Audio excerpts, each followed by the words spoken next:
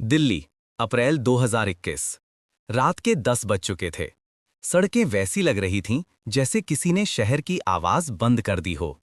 कभी कभी किसी एम्बुलेंस का सायरन उस सन्नाटे को चीर देता था, और फिर सब कुछ वैसा ही डर से भरा, थमा हुआ। सिटी हॉस्पिटल के गेट पर एक नर्स खड़ी थी, अंजलि शर्मा, 28 साल की। चेहरे पर N95 मास्क, आंखों में नींद नहीं, बस थकान की परतें।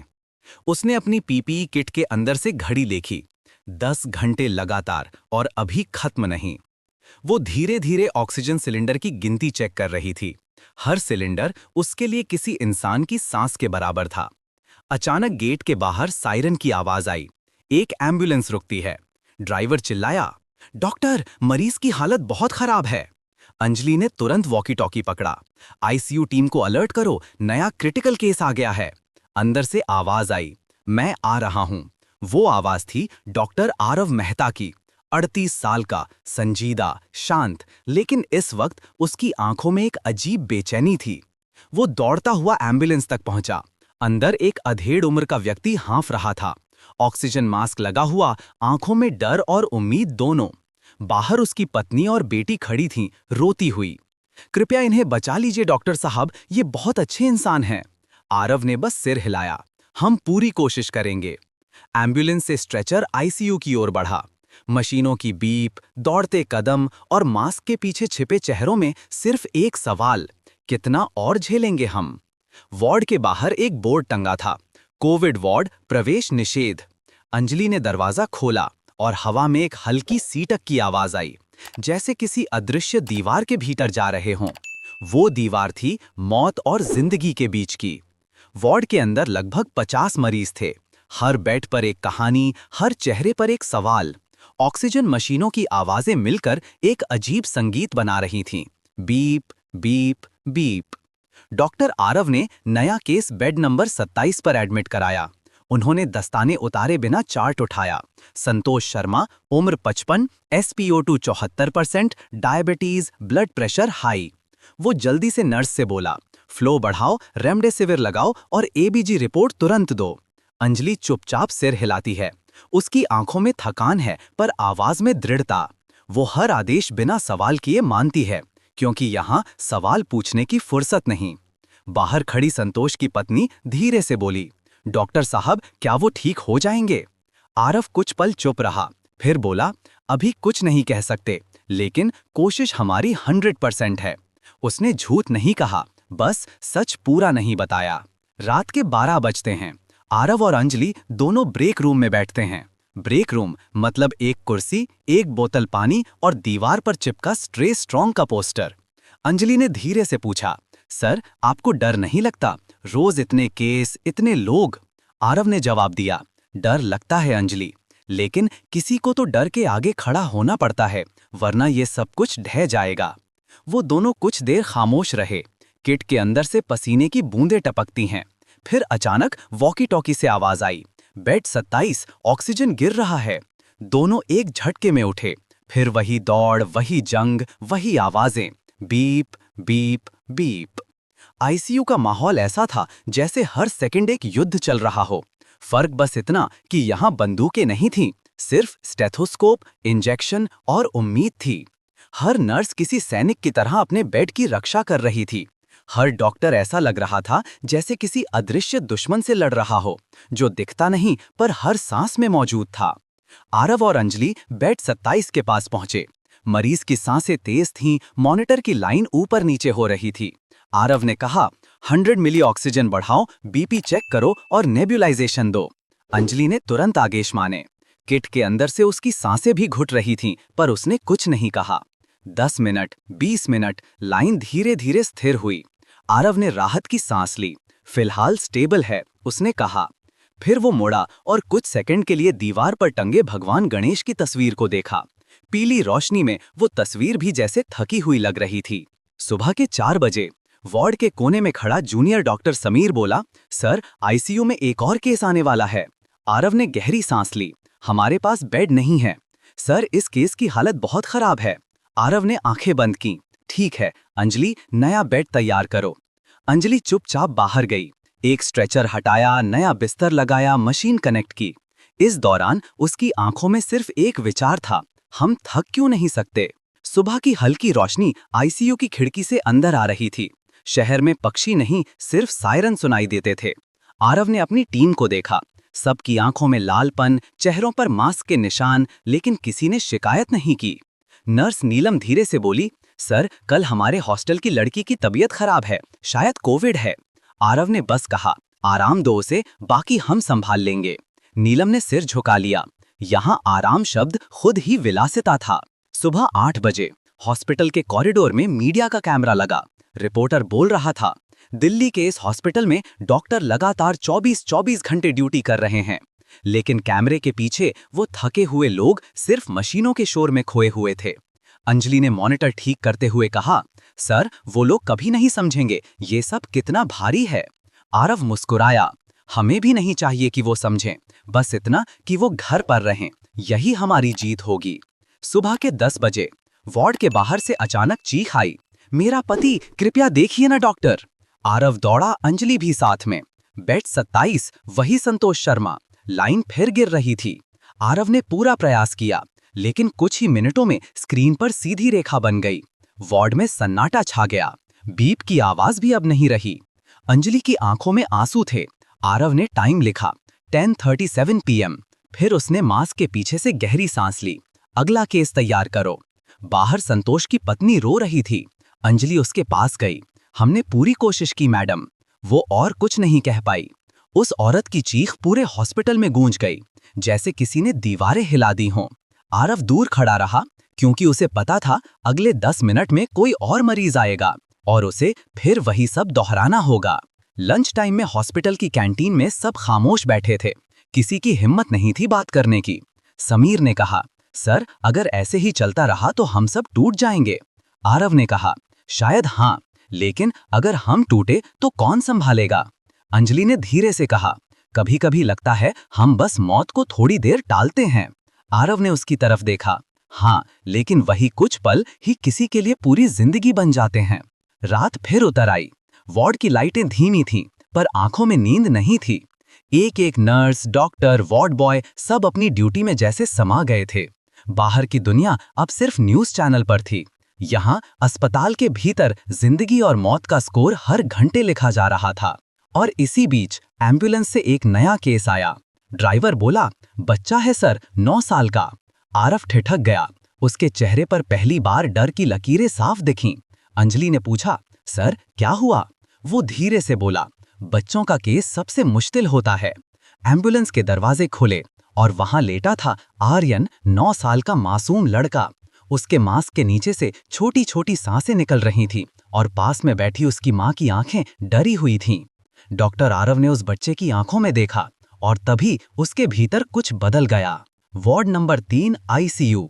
अंदर मशीनों की बीप जैसे किसी मंदिर की घंटियों की तरह चल रही थी, लेकिन यहाँ प्रार्थना कोई नहीं सुन रहा था। नया केस आया था। आर्यन, 9 साल का, पतला, सांवला, बड़ी बड़ी आंखों वाला बच्चा। चेहरे पर मास्क और शरीर पर ऑक्सीजन पाइप। उसकी मां नीरा सिर्फ एक बात बार बार दोहरा रही थी, डॉक्टर साहब, इसे बचा लीजिए, इसके पापा तो चले गए, अब यही मेरा सब कुछ है। डॉक्टर आरव मेहता ने उस बच्चे की फाइल देखी। SpO2 66%, तेज बुखार, सांस फूलना और टेस्ट पॉजिटिव। बेटा, नाम क्या है? आर्यन ने मुश्किल से कहा। आरव झुककर बोला, आर्यन, तुम बहुत बहादुर बच्चे हो, ठीक हो जाओगे। बच्चा मुस्कुराने की कोशिश करता है, लेकिन उसका मास्क धुंधला हो जाता है, जैसे सांस और हिम्मत दोनों फिसल रही हों। अंजलि नर्स ने मशीनें कनेक्ट की। सर, आईसीयू में बस एक वेंटिलेटर बचा है। आरव ने कहा, तो वही उसे दो। लेकिन सर, एक बुजुर्ग मरीज भी है जो बहुत गंभीर है। आरव कुछ पल चुप रहा।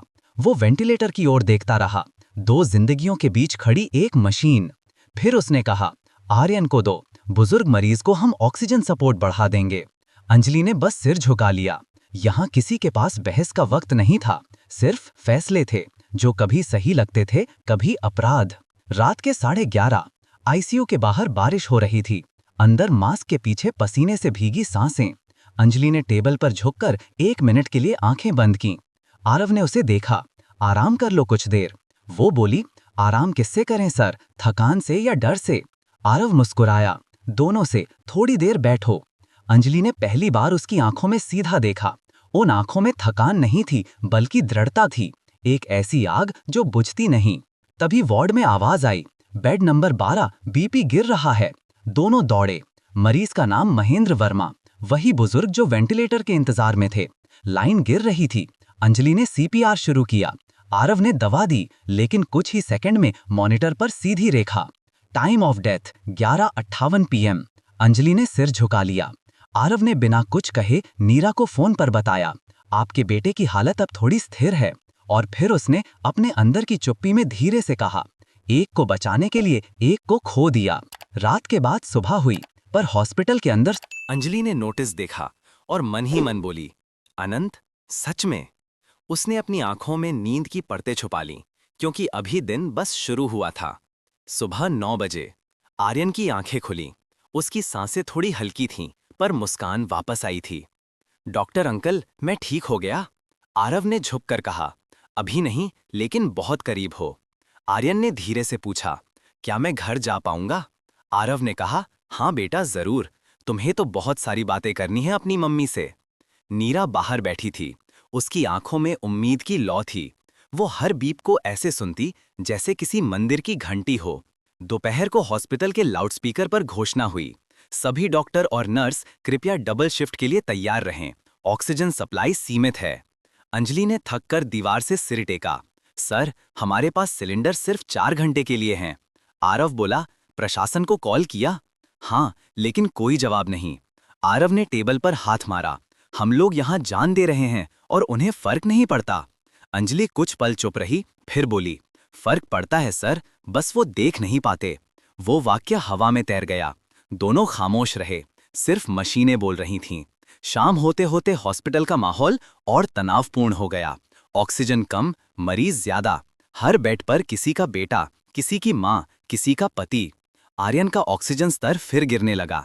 सर, 78 पर आ गया है, फ्लो बढ़ाओ, आईवी लगाओ। अंजलि के हाथ कांप रहे थे।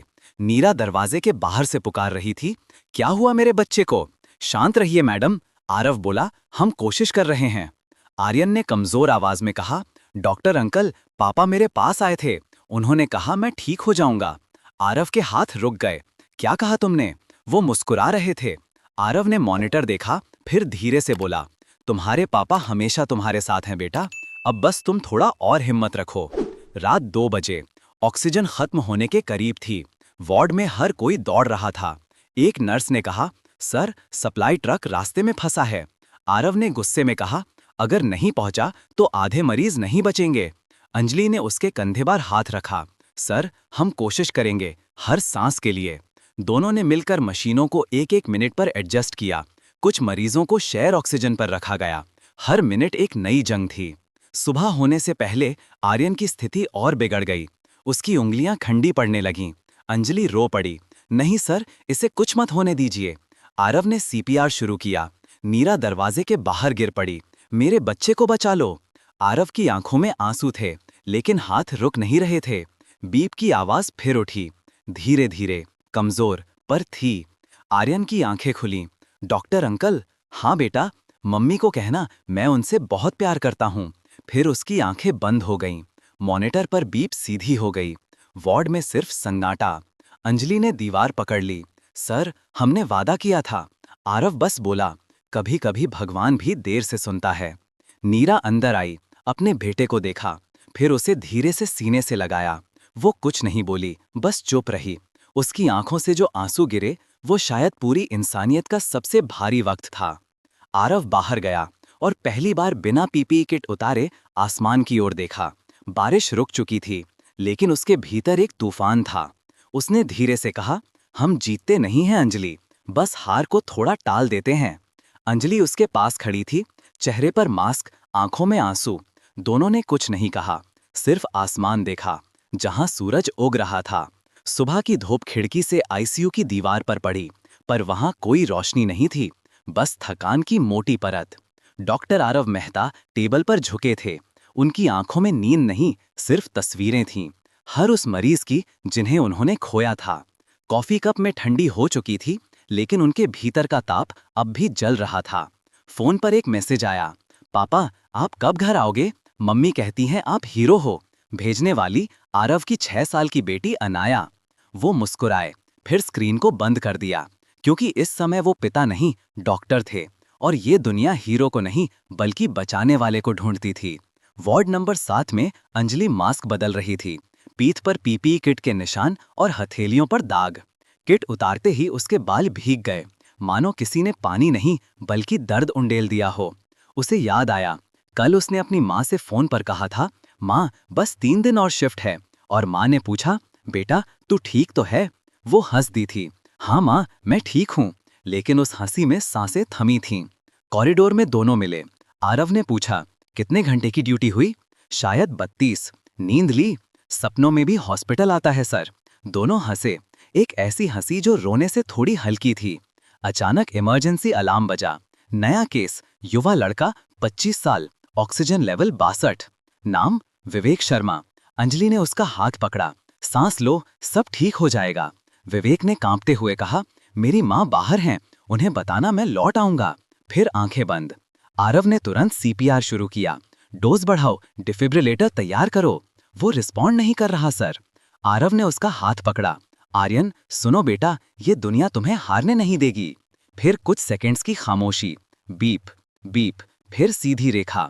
अंजलि की आंखें भर आईं। सर, आरव ने सिर झुका लिया। कमरे में सन्नाटा था। बाहर बारिश शुरू हो चुकी थी। फिर वही आवाज जो हर मौत के बाद आती थी, धीरे गिरती बूंदों में अनकही प्रार्थनाएं। कुछ घंटे बाद आर्यन की मां बाहर आईं। डॉक्टर साहब, मेरा बेटा। आरव रुके, फिर धीरे बोले, वो अब तक का सबसे बहादुर योद्धा था। मां रोने लगी। अंजलि ने उन्हें गले लगाया। आपका बेटा अब सबके दिल में रहेगा। रात को अंजलि हॉस्पिटल की छत पर अकेली थी। आसमान में कोई तारा नहीं था। फिर भी उसने आंखें बंद की और कहा, भगवान अगर वाकई तू है तो अगली सांस हर मरीज को दे देना, क्योंकि अब हम बहुत थक चुके हैं। आरव नीचे खड़ा सुन रहा था। वो चुप रहा, क्योंकि कभी कभी डॉक्टर के पास इलाज होता है पर जवाब नहीं। समय बीतता गया। महामारी की लहरें धीरे धीरे थमने लगीं। वार्ड खाली होने लगे। मास्क के पीछे मुस्कुराहटें दिखने लगीं। एक सुबह हॉस्पिटल के बाहर सूरज निकला। वो पहली बार था जब लोगों ने उसे सचमुच देखा। डॉक्टर आरव ने आईसीयू की खिड़की खोली, सांस ली, बिना मास्क, खुले आसमान के नीचे। आंखों में आंसू थे पर होंठों पर मुस्कान। अंजलि उसके पास आई। सर, आज कोई नया केस नहीं? हाँ, आरव ने कहा, लेकिन आज हमें खुद को फिर से जीना सिखाना है। हॉस्पिटल के गेट के बाहर मीडिया फिर आई। एक रिपोर्टर ने पूछा, आपको क्या लगता है डॉक्टर साहब, आप सबको हीरो क्यों कहा जाता है? आरव ने हल्के से मुस्कुराया, हीरो वो नहीं जो मौत से लड़ता है, हीरो वो है जो डर में उम्मीद जगाता है। उस शाम हॉस्पिटल की दीवार पर एक नई पट्टी लगी। यहाँ सिर्फ दवा नहीं दी जाती, यहाँ जिंदगी को दूसरा मौका दिया जाता है। कुछ दिनों बाद आरव ने अपना स्टेथोस्कोप एक छोटे बच्चे को दिया। वही बच्चा जो पहले अपनी माँ को खो चुका था पर अब डॉक्टर बनना चाहता था। लो, ये तुम्हारा पहला स्टेथोस्कोप है। बच्चा बोला, मैं भी लोगों को बचाऊंगा जैसे आप। आरव मुस्कुराया, बस एक बात याद रखना, कभी अपने दिल की आवाज बंद मत करना। अंजलि अब कोविड वार्ड से हटकर पीडियाट्रिक यूनिट में काम कर रही थी। वो रोज बच्चों को मुस्कुराना सिखाती और हर रात माँ की तस्वीर से बात करती। माँ, आपने कहा था सेवा ही पूजा है, मैं अब भी वही कर रही हूँ माँ। एक शाम दोनों, आरव और अंजलि, छत पर खड़े थे जहाँ से शहर का पूरा नजारा दिखता था। आरव बोला, देखो कितनी जिंदगियां लौटी हैं। अंजलि ने आसमान की ओर देखा। हाँ सर, लेकिन कुछ तारे हमेशा वहीं रहेंगे जो हमें रास्ता दिखाते रहेंगे। दोनों ने आसमान की ओर हाथ जोड़े। उनके बीच ना कोई डिग्री थी ना पदवी, सिर्फ इंसानियत। वर्षों बाद जब महामारी सिर्फ एक अध्याय बन गई तो उसी हॉस्पिटल की दीवार पर आरव, अंजलि और आरव की तस्वीरें लगीं। नीचे लिखा था, उन्होंने हमें सिखाया कि सांसें खत्म हो सकती हैं पर उम्मीद नहीं।